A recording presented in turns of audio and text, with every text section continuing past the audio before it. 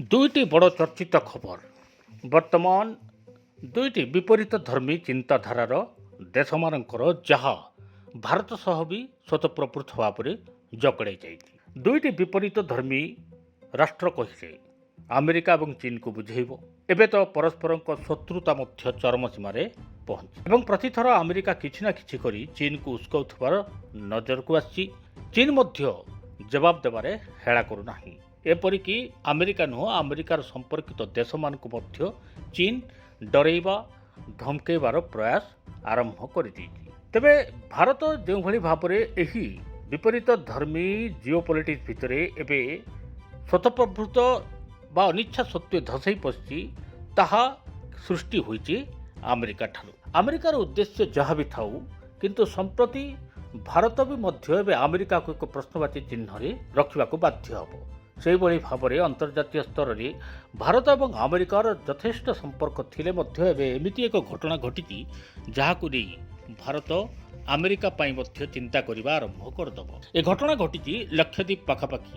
ତେଣୁ ସବୁଠୁ ବଡ଼ କଥା ହେଲା, ଲକ୍ଷଦ୍ୱୀପ ଠାରୁ 130 ନଟିକାଲ ମାଇଲ ଦୂର ପଶ୍ଚିମରେ ଏକ ଅପରେସନ୍ ହୋଇଥିଲା। ଏହି ଅପରେସନରେ ଆମେରିକାର ସବୁଠାରୁ ବଡ଼ ନୌଜାହାଜ ବା ପଣ୍ଡୁବି କୁହାଯାଉ ନୌପୋତ ସାମିଲ ହୋଇଥିଲା। ତେବେ ସବୁଠୁ ବଡ଼ କଥା, ଅନ୍ତରାଷ୍ଟ୍ରୀୟ ଜଳ ନିୟମ ଅନୁଯାୟୀ ପ୍ରତ୍ୟେକ ଦେଶ, ଯେଉଁ ଦେଶମାନେ ସମୁଦ୍ର ସୀମାକୁ ଲାଗିଥାନ୍ତି, ସେମାନଙ୍କ ପାଇଁ ଏକ ନିର୍ଦ୍ଦିଷ୍ଟ କ୍ଷେତ୍ର ରହିଥାଏ ଯାହାକି ସେହି ଦେଶର ପ୍ରପର୍ଟି ବା ସମ୍ପତ୍ତି ବୋଲି କୁହାଯାଏ। ଏହାକୁ କୁହାଯାଏ ଏକ୍ସକ୍ଲୁସିଭ୍ ଇକୋନୋମିକ୍ ଜୋନ୍। ତେଣୁ 200 ନଟିମାଇଲ ପ୍ରତି ସୀମାରୁ ସେହି ଦେଶର ଅନ୍ତର୍ଭୁକ୍ତ ହେଲେ ମଧ୍ୟ ଏହି ବିବାଦକୁ ବା ଏହି ନିୟମକୁ ତ ଚୀନ ମାନୁନାହିଁ। ଦକ୍ଷିଣ ଚୀନ ସାଗରର ପ୍ରାୟ 90% ଅଞ୍ଚଳ ନିଜର ବୋଲି ଚୀନ ଦାବି କରିଥାଏ, କିନ୍ତୁ ଅନ୍ୟ ଦେଶମାନେ ଏହାକୁ ମାନିଥାନ୍ତି।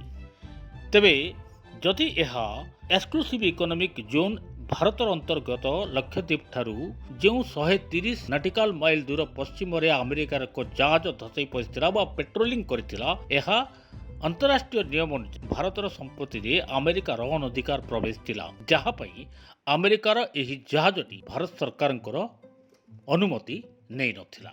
ତେଣୁ ଏହା କୁହାଯାଉ, ଭାରତର ଯେଉଁ ଜଳସୀମା ରହିଛି, ଏହି ଜଳସୀମାରେ ବିନା ଅନୁମତିରେ ଆମେରିକାର ଏକ ଅପରେସନ୍ ଜାରି ହୋଇଥିଲା ବା ଏକ ପେଟ୍ରୋଲିଂ ଜାରି ହୋଇଥିଲା। ଏହାର ଜବାବରେ ଆମେରିକା କେବଳ ଏତିକି କହିଥିଲା କି ସାରା ବିଶ୍ୱରେ ଯେଉଁ ସମୁଦ୍ର ପଥ ରହିଛି, ଏହା କାହାର ବ୍ୟକ୍ତିଗତ ସମ୍ପତ୍ତି ନୁହଁ, ଏହା ଫ୍ରିଡମ୍ ଅଫ୍ ନେଭିଗେସନ୍ ହେବା କଥା ବା ଏଠାରେ ସବୁ ଦେଶର ଜାହାଜ ମୁକ୍ତ ଭାବରେ ଚଳାଚଳ କରିବା କଥା। ଏହାକୁ ଆମେରିକା ବିଶ୍ୱାସ କରୁଥିବାରୁ ଏହି ଜଳସୀମାରେ ପ୍ରବେଶ କରିବା ପୂର୍ବରୁ ଭାରତ ସରକାରଙ୍କର ଅନୁମତି ନେଇନଥିଲା।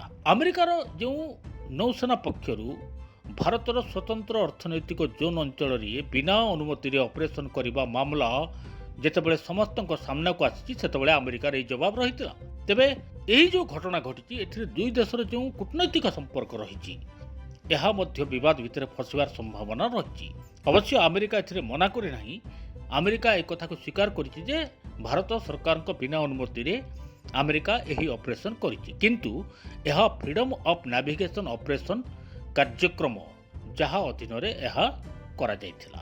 ଯେମିତିକି ଆଗରୁ କହିଥିଲି ଯେ ଭାରତର ସ୍ୱତନ୍ତ୍ର ଆର୍ଥିକ ଜୋନ୍ ବା exclusive economic zone 200 nautical mile ଅର୍ଥାତ୍ 370 କିଲୋମିଟର ଦୂର ଅଞ୍ଚଳ ଭିତରେ ଯଦି ଏମିତି କୌଣସି କାର୍ଯ୍ୟ ଯେକୌଣସି ଦେଶ କରେ, ତାହେଲେ ଭାରତ ସରକାରଙ୍କ ଅନୁମତି ନେବା ଜରୁରୀ ଥିଲା, କିନ୍ତୁ ଆମେରିକା ଏହାକୁ ଉଲ୍ଲଂଘନ କରିଛି। ତେବେ ଜାତିସଂଘର ଯେଉଁ ଇଣ୍ଟରନ୍ୟାସନାଲ ଲ ରହିଛି, ପାଣିକୁ ନେଇ, ଜଳକୁ ନେଇ ବା ଜଳରାଶି ନିୟମ ରହିଛି, ଏହି ନିୟମ ଆଧାରରେ ଜବାବ ରଖିବା ପାଇଁ ବିଦେଶ ମନ୍ତ୍ରାଳୟ ତରଫରୁ ଆମେରିକାକୁ କୁହାଯାଇଛି।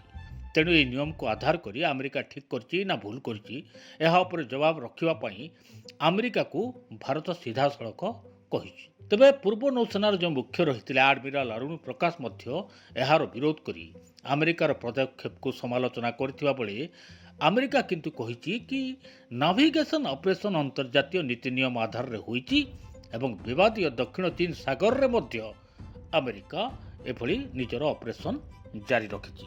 ସେପଟେ ଚୀନର କଥା ମଧ୍ୟ ଆଉ ଏକ ବିବାଦ ସୃଷ୍ଟି କରିଛି।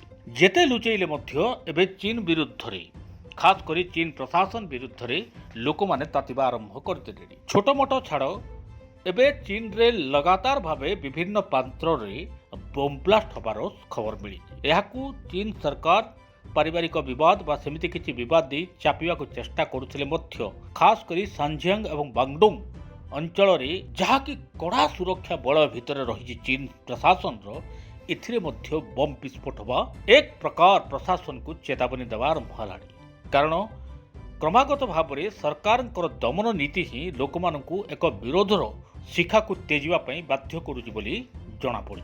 एमिति भी चीन रे अनेक बिजनेसमैन हठात हठात सरकार को विरुद्ध रे विरोध करी केतेबेले गायब हो जाती केतेबेले पुणी आसती पुणी थरे तांकु विभिन्न प्रकार अभियोग रे छंदी दिया जाई जेल को पठाई दिया जाउछि। जिनपिंग एही तानाशाही नीति ही एबे लोकमानक मनरे सरकार प्रति एक विरोधर शिखा को तेजिबा पई समय एबे जन्म नेलानी एवं आगु चली चीन रे जे सत्ता परिवर्तन न हबो बा चीन खंड विखंडित न हबो ए कथा को मध्य अस्वीकार करि हबो नाही।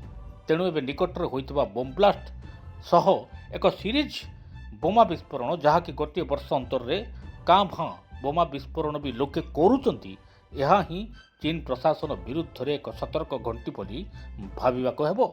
ग्रहाधीन जगत सर्वे ग्रहाधीन देवता किए कहिला मनुष्यर भाग्य अनिर्दिष्ट बोली किए कहिला मनुष्य निजे इच्छा कले बदलाई पारिबनी तार निज भाग्य भाग्य बदलांतु ज्योतिष शास्त्र माध्यम भाग्य बदलैवा पई कॉल करंतु आम कार्यक्रम आमर कार्यक्रम